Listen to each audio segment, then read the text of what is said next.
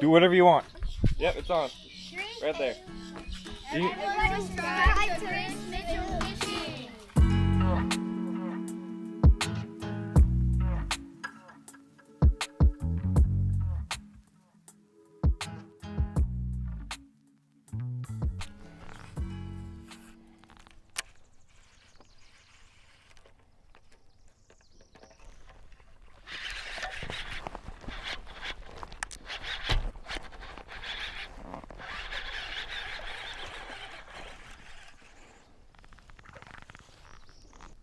Got one little guy on the swim jig. That's not bad. Goodbye. All right, so we're out here on Lake Arbuckle today, and we're practicing for the Bass Nation South region that we have for next weekend. Just wanted to come out here and check it out. It's about 1:43 right now. I got out here at like 12, and yeah, so far all I see is just a vast amount of lily pads. There's some Kissimmee grass and some reeds mixed in, but all the Kissimmee grass is towards the bank. It's not on the outside. And I caught one little fish in the Kissimmee grass with a swim jig earlier.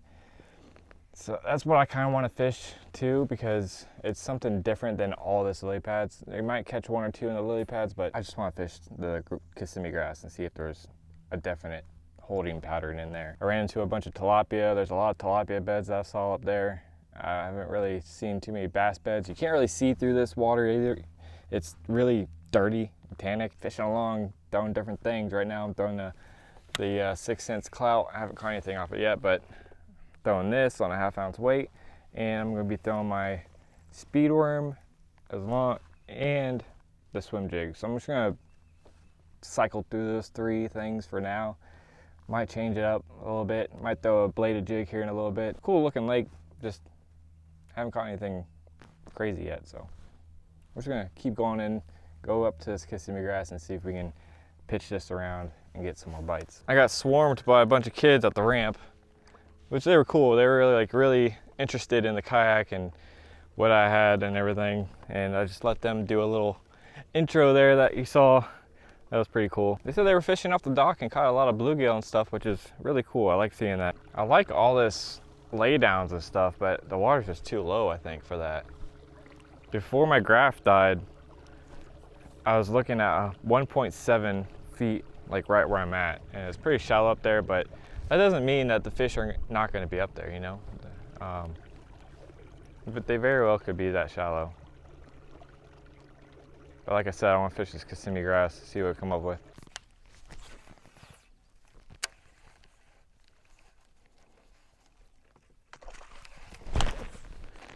Okay. Missed him.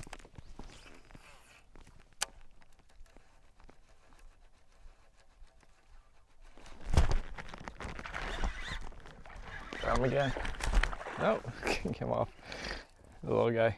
Swim jig. They're all about that swim jig.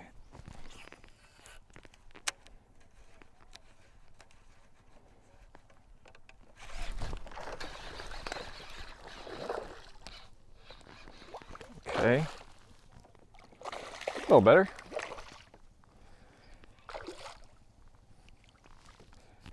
Not giant, but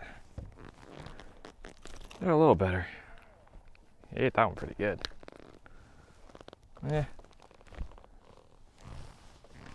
Goodbye.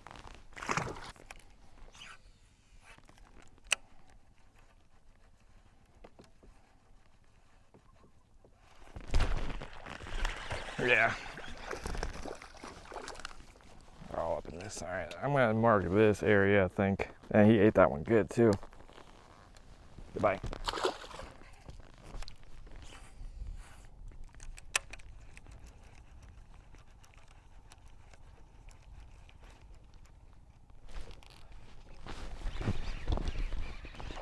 A little better. All right. I like this spot. That was held up a lot of fish.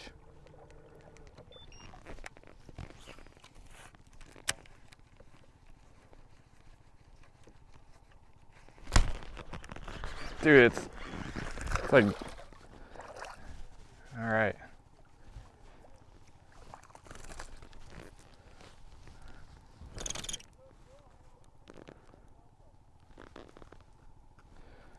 You almost call your shots on that. But they're just little bucks. I don't know if the females are around. Goodbye. I don't know if the females are around.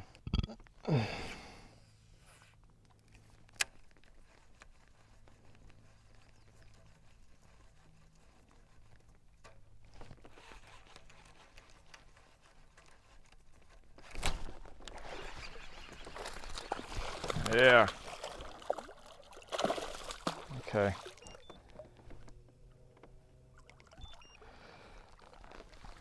That's a better one. Still not giant, but it's better. On the swim jig. Goodbye. It's on a reed right in front of me. Swim the swim jig. I saw the reeds move when I was going through there, and lo and behold, he was on.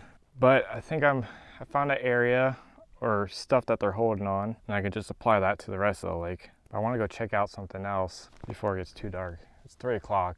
I don't think it gets dark till 7. So we'll go check out the thing I want to go check out, and then after that, we will continue doing this in different areas and see what's holding what. It seems like they're liking the swim jig. Just a 6 Sense Divine swim jig. I forgot, I think it's like a 30 water bluegill or something like that. It's black and blue top with a green pumpkin bottom. I like this color. Not just all black and blue, not just all green pumpkin. It's a good little breakup. And then I use the Bongo Crawl as a trailer, which is black and blue. I'm curious to see what it'd be like with green pumpkin, but I just like this combo a lot better. And then what I'm doing, I'm just throwing it and just bouncing it, kind of subsurface. I'll sometimes slow it down, or it's like bouncing like this, or it's a little bit deeper in the water column. I'll just play around with the depth of how they want to bite. So far, they've just been pretty active and just want to eat it right when they see it. So it's working out pretty good. Now on this reed over here, I saw one shaking earlier. I didn't cast to it. I just casted to the one in front of me, and that fish was on there. That was like a 1.5 pound, 2 pound. But it was better than these little dinks that we've been catching. I have an area to start in. It's not too far from the ramp. But I'm sure there's other places like this around the lake. So I don't know if they're spawning or wanting to spawn, or they already have spawned. It seems like I'm catching all the bucks. Maybe there's another wave coming in. I'm not 100% sure. I hate trying to keep up with the spawn and knowing what they're doing. It's just so annoying. All right, we're gonna go check out what I want to go check out.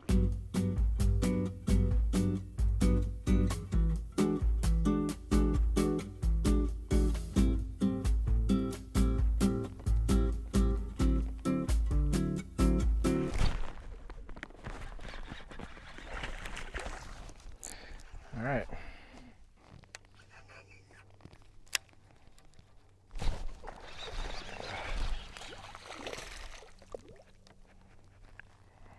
Okay. Been a while since I got a bite, but hello, little one. There you go. Goodbye.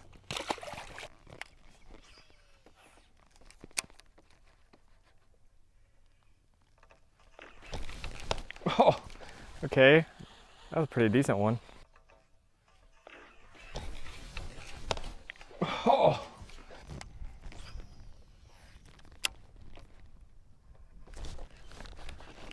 Another one.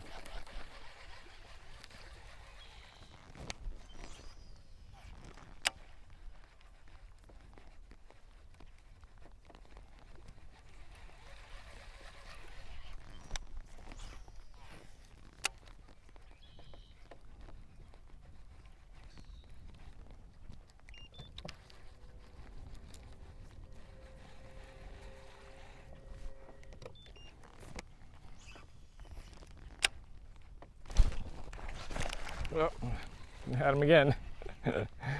Oh. Whoa. Whoa. God. Oh man, he went right underneath me. I don't even know he was there.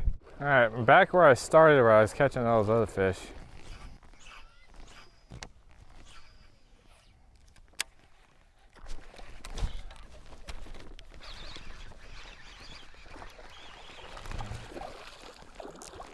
Oh, he came off. That was a decent one. It was on top of the water and he came up and smashed it. I think tomorrow I'm just gonna go to a small little local lake with the lynx and just fun fish. It's gonna be another nice day. So I don't feel like making a drive down to Okeechobee for the pre-fish. The battery's not gonna charge all the way by the time I get home. I still got like a 2-hour drive home tonight. And then I gotta put the battery on charge. I don't think it's gonna charge all the way by 2 o'clock in the morning to get down to Okeechobee at a decent time. I think I'm just going to switch some stuff over, go to the links and just go fun fish and call it a day. Well, today was actually pretty productive. I found a good bite with the swim jig and I found out where they like to hang out at. It's either Kissimmee grass or the reeds. And there's millions of miles of lily pads out here. I'm sure there's some in the pads, but it's just a lot easier to go target the Kissimmee grass and the reeds because they're so isolated and you can just look through the field and just pick a Kissimmee grass patch and go fish it. And 9 times out of 10, it seems like you're gonna get a bit, I don't know if it's gonna be a good one or a small one, but you're still gonna find some fish in that Kissimmee grass. You just have to get them at the right time, seems like. When I found the fish in that one Kissimmee grass patch, they were just chewing like one after another, bam, bam, bam. And then I'll leave it, I go explore some other stuff, I come back and later in the day, one bite. So I think it's a timing issue. You might have to kind of hit that, go hit some other stuff, and then come back at a certain time and just kind of play it like that. But I'm happy that I came out here and at least checked it out before the tournament, because going to a new body of water that you've never been to before, it's kind of like you don't know where to go kind of stuff. And if you go at least the weekend before, you have an idea what everything looks like, what the water clarity looks like. It just makes it a lot more enjoyable if you go with a day that you're not so stressed out trying to place high in the standings. I tried a bunch of different things. I tried a chatterbait, clout, speed worm. The only thing I get bit on was the swim jig, and they wanted it too because they were sucking it in. That hook was back in their mouth. So little bluegill bite.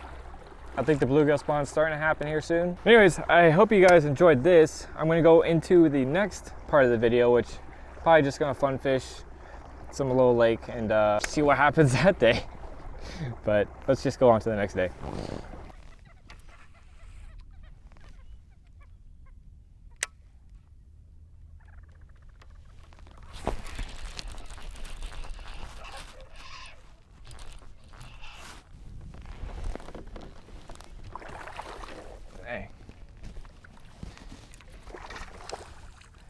It's not that big, but he was fighting like a big one. Jeez, pretty decent size. I didn't feel him fight, or I didn't feel him bite. I got him right there. I didn't even set the hook. I just put pressure on him on the clout. This is the bigger size clout with the blue tip tail. Little guy, probably like 16 or so. Fresh mouth. Look at how white that mouth is. I think he just moved in. That's just what it looks like anyways. Yeah, 16 and a quarter. All right. Go back to your bed. Goodbye. Well, anyways, so I lied. I'm out here on Okeechobee today instead of just fun fishing with the lynx. As I was going home last night, it was bugging me that I wasn't going to come out here and not know where to start for tournament day. So I just decided as soon as I got home, put my battery on charge and just sleep in a little bit to let that battery charge all the way. And then just come out here. I mean, it's a 2.5 hour drive for me. I just said, you know what, I gotta know where to start, you know. I hate coming out to tournaments, not knowing where to start and not having somewhat of a game plan at least. If I find an area to start, I feel much better what I'm doing. So that's what I'm doing today. I'm out here in Okeechobee. It's 2 o'clock right now. Just got to an area that I thought might be good. I might not even be able to get out here on tournament day. It might blow 45-mile-an-hour winds out here and I might not even get to the spot. So I'm just gonna, this is the furthest I think I'm gonna go, but if this doesn't work out on tournament day because of the wind, if there is any wind, I'll work my way back to the ramp and try to find something a little closer, maybe find a different way here instead of going out to the main lake and dealing with the waves and stuff like that. So it's all mind game. It's all just trying to plan out your trip and everything. So that was pretty good. Just flipping the Clout on 20-pound fluorocarbon. You could get away with braid. You don't need fluorocarbon, but I just like throwing fluorocarbon on the 3/0 OX flipping hook from Sense, and I just done lassoed this thing. But yeah, flipping that with a 1/2 ounce weight, tungsten weight from Sense. I got one bobber stop on there, and yeah, I don't know how I'm gonna get this out. But yeah, we're gonna see what we can come up with. I got this thing all messed up, don't I? It's just getting tighter and tighter. There we go, got it. I'm shaking. I thought that was a way bigger fish than it was. That thing was fighting hard. All right, now I'm back in action. Let's go see if we can get another one. I'll pitch right back in there. Maybe there's the female. I don't know. Let's see. Like I said, I didn't feel a bite. I just went to pull up, and it felt like I was on grass a little bit, but then I started feeling my line move, and that's when I put a little bit more pressure on them. I didn't really get to set the hook or anything. I was going to flip what I'm in here. I was going to flip this Kissimmee grass, but I got blown into it.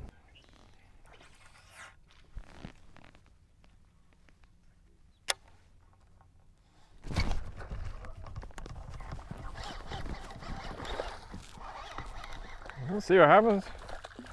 You just keep punching. You just keep punching, and then you'll eventually doink one in the head. Not big. Oh, jeez, it's a little guy, but pretty cool. All right, good bite. A lot of people ask me, how do you find fish flipping mats? And I could only just say, just flip until you run out of mat, you know? I've been flipping this this line of mats anyways, for a good bit, and I finally just get one.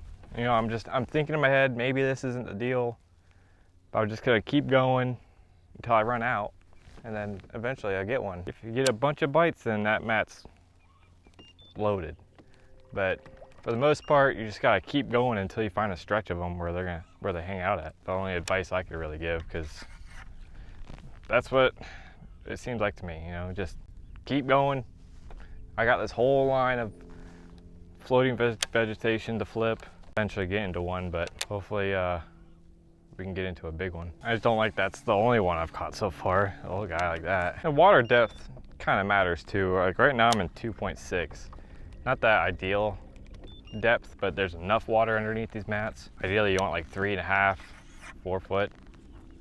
They like to hang out underneath that stuff the most. Don't rule out the 2 foot, 1.5 foot ones either, because I've caught some big ones out of really shallow mats, but this is the only mats that are around in this area, so that's what I have to deal with, you know? And I like that none of this looks sprayed either. Like all this grass in front of me on the left is super green. I like it. Okeechobee was not as good as Arbuckle, that's for sure. Arbuckle caught a lot of fish, no big ones, but at least it was a lot of fish.